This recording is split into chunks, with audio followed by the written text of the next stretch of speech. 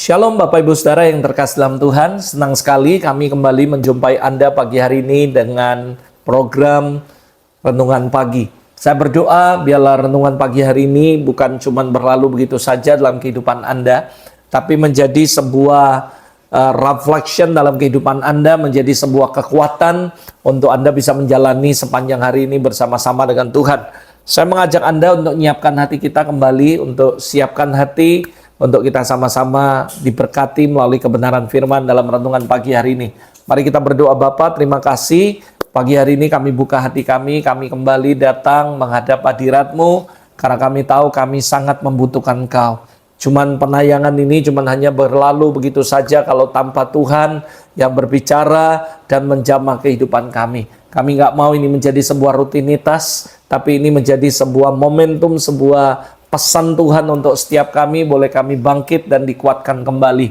Hamba berdoa Tuhan dalam segala keterbatasan dan kesederhanaan daripada semua yang kami sudah persiapkan, kami mohon Tuhan bekerja dan berbicara di tengah-tengah kami.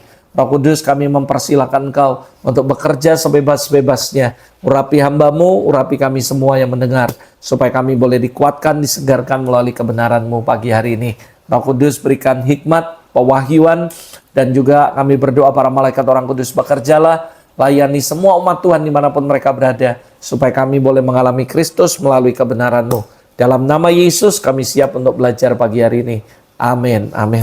Pagi hari ini Bapak Ibu Saudara dimanapun Anda berada, saya mengajak Anda untuk kita belajar sama-sama dari kitab Efesus pasal yang kelima, ayat yang pertama sampai ayat yang ke-12. Saya memberikan judul sama persis seperti perikop daripada Efesus pasal 5, yaitu hidup sebagai anak-anak terang. Saudara, saya percaya kalau kita berkata bahwa kita ini adalah anak-anak terang, bahkan Yesus sendiri memberitahukan identitas kita, you are the light of the world. Kita ini adalah terang dunia. Saya yakin dan percaya, semua kita percaya bahwa you are the light of the world. Pertanyaannya, bagaimana kita mengerti standar daripada kehidupan yang sebenarnya sebagai anak terang? Jangan sampai kita mengatakan bahwa kita adalah anak-anak terang, tapi kita nggak ngerti bagaimana standar daripada kehidupan yang mengkualifikasikan kita menjadi anak-anak terang. Nah, saya percaya melalui Efesus pasal 5 ayat yang pertama dan 12, kita akan melihat bagaimana sebuah standarisasi atau qualification daripada menjadi anak-anak terang. Dan saya berdoa melalui renungan pagi hari ini, kita tidak cuma mengerti identitas kita sebagai the light of the world, tapi kita memiliki sebuah standar hidup untuk kita benar-benar hidup bagaimana menjadi anak-anak terang. Nah, ada beberapa hal yang menjadi qualification yang harus Anda dan saya mengerti melalui ayat-ayat ini, sehingga kita bukan cuma mengambil sebuah identitas, menyandang sebuah gelar atau sebuah status bahwa you are the light of the world, tapi kita juga mengerti bagaimana kita harus hidup sebagai anak-anak terang, memiliki kualifikasi yang benar sebagai anak-anak terang. Yang pertama, ayat yang pertama, sebab itu jadilah penurut Allah seperti anak-anak yang kekasih. Nah, saudara, ayat ini jelas sekali ngajarin kita supaya kita jadi penurut-penurut Allah. Dan saya percaya one of the qualification untuk kita mengerti bagaimana hidup sebagai anak-anak terang, yaitu menjadi penurut-penurut Allah. Nurut dalam hal apa? Saya percaya dalam segala hal, saudara. Kita harus menjadi penurut bukan cuma di hal-hal rohani, tapi hal-hal yang kita lakukan dalam kehidupan kita, di sekolah kita, mungkin kalau kita pelajar, di tempat kita bekerja, kalau kita sebagai karyawan atau karyawati, di tempat kehidupan kita di rumah tangga, kalau kita sebagai seorang ayah, ibu, dan sebagainya. Nah, kita harus menuruti segala sesuatu yang Tuhan firmankan melalui firman-Nya, dan juga apa yang Tuhan bicara secara directly kepada kita. Dan saya yakin dan percaya one of the qualification yang paling penting yaitu ketaatan, yaitu kita menjadi penurut-penurut Allah. Kita nggak menuruti apa yang menjadi standar dunia. Seringkali kita belajar begitu banyak hal termasuk dari internet. Saya yakin dan percaya ada hal yang baik yang kita bisa pelajari.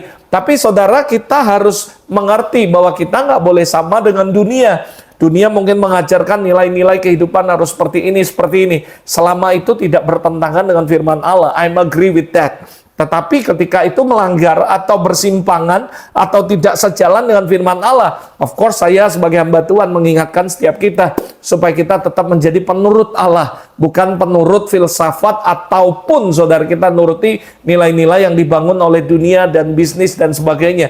Karena menurut saya yakin dan percaya bahwa Alkitab, firman Allah menjadi sebuah standar, sebuah role model untuk kita hidup dalam kebenaran. So kalau selama sesuai dengan kebenaran, saya setuju untuk kita mengikuti dan meneladani. Tetapi selama nilai-nilai itu bertentangan dengan kebenaran firman Allah, maka kita tidak usah menuruti. Dan tapi kita harus jadi penurut-penurut Allah. Dalam bahasa Indonesia masa kini, ayat yang ini dikatakan, sebab itu kalian harus berusaha mengikuti teladan Allah. Maksudnya apa? Teladan bagaimana Yesus taat bahkan sampai mati. Filipi 2, kalau Anda baca ayat 5 sampai 8 dan seterusnya, Anda akan lihat bagaimana Kristus itu taat bahkan taat sampai mati. Dan saya percaya sebagai anak-anak Tuhan, kita harus mengikuti teladan Kristus. Karena dia adalah role model, dia adalah prototipe daripada kehidupan kita.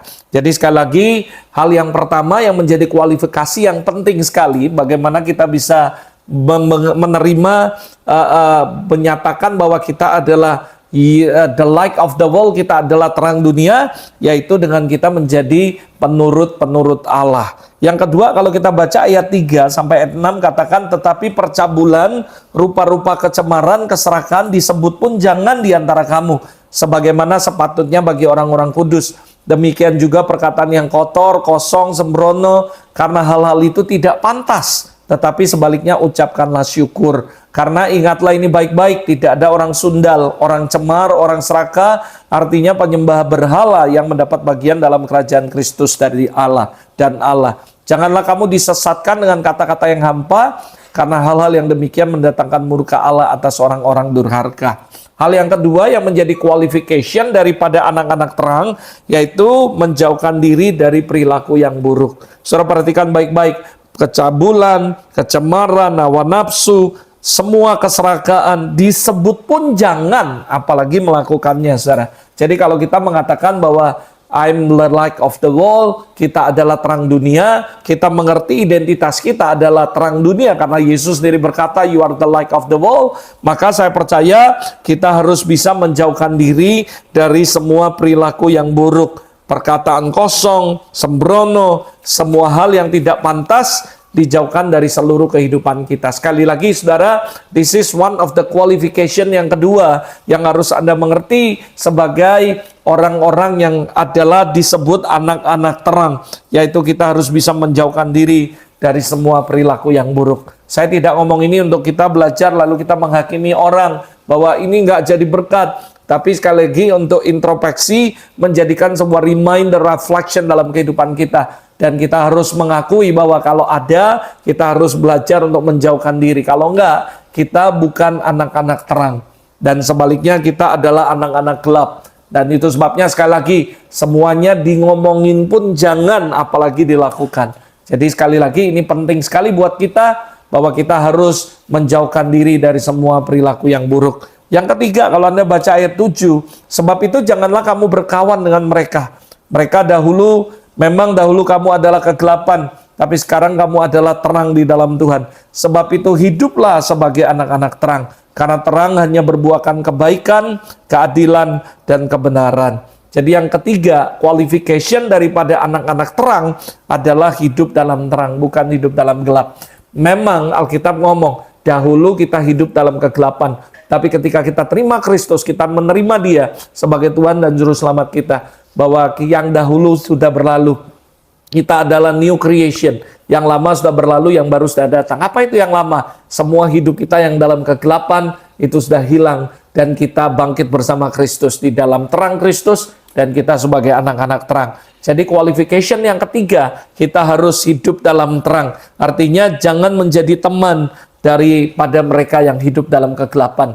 Wah, kalau gitu kita eksklusif. Tidak, saudara. Saya kasih tahu sebuah rahasia buat Anda. Kita bisa mungkin kenal sama orang dan kita bisa hai sama orang, tapi pergaulan kita harus ekstra hati-hati. Karena pergaulan yang buruk bisa merusak semua kebiasaan yang baik.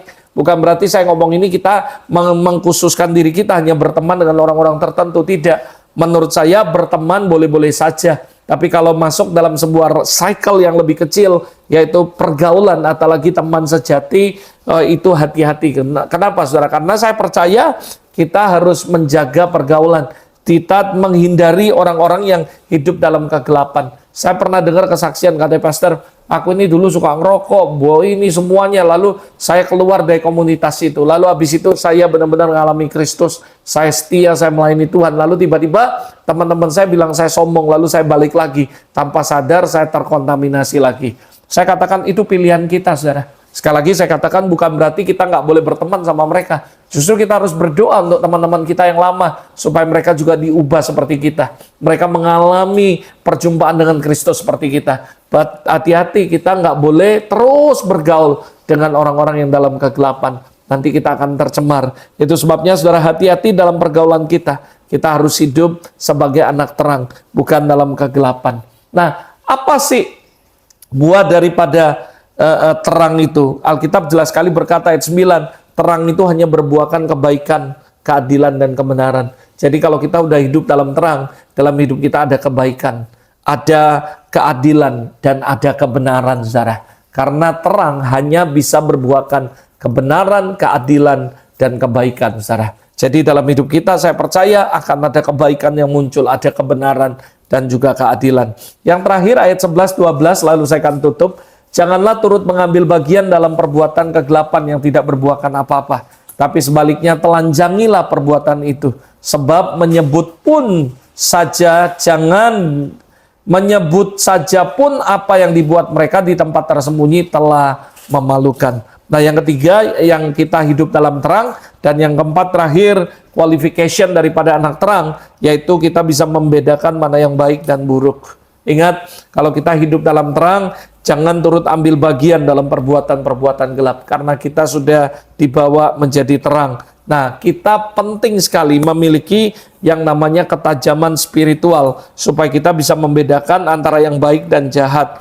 Nah, hiduplah dalam keterbukaan dan integritas. Saudara, saya berdoa supaya 4 qualification ini bisa menjadi sebuah role, sebuah pedoman buat kita. Bagaimana kita menjadi anak-anak terang. Kita tidak lagi hidup menjadi orang-orang yang hidup dalam kegelapan, tapi kita menjadi anak-anak terang. Sekali lagi, melalui renungan pagi ini saya berdoa supaya kita semua menerima berkat, bahwa kita bukan cuma menerima sebagai status, bahwa kita adalah anak terang, tapi kita mengerti bagaimana hidup dengan kualifikasi yang benar sebagai anak-anak terang. Mari kita berdoa. Bapak, terima kasih untuk firman-Mu pagi hari ini. Melalui renungan pagi kami bisa belajar bagaimana kualifikasi daripada anak-anak dalam terang. Biar kami dimampukan untuk terus hidup dalam terang, meninggalkan semua kehidupan kegelapan, dan beralih kepada terang Kristus. Kami benar-benar menjadi penurut-penurut Allah. Kami menjauhkan diri dari semua perilaku yang buruk dalam hidup kami. Kami juga hidup dalam terang, dan kami diberikan spirit of wisdom untuk kami bisa membedakan mana yang baik, mana yang nggak baik, mana yang perlu kami lakukan dan ikuti, mana yang harus kami tinggalkan. Bapak, aku berdoa untuk setiap umat-Mu dimanapun mereka berada yang mendengarkan renungan pagi. Biar mereka diberikan hikmat, diberikan pewahyuan, dan dituntun Tuhan untuk hidup sebagai anak-anak terang. Belas dan keluarga mereka, pekerjaan mereka, semua pelayanan dan kehidupan mereka will be blessed by the Lord. In Jesus' name, amen, amen. Tuhan Yesus memberkati. Saya berdoa dari tempat ini sekali lagi, kita bukan cuma mengerti bahwa kita adalah anak terang, tapi kita bisa hidup dengan kualifikasi yang benar sebagai anak-anak terang. Tuhan Yesus memberkati. Sampai ketemu dalam program Renungan Pagi berikutnya. God bless you.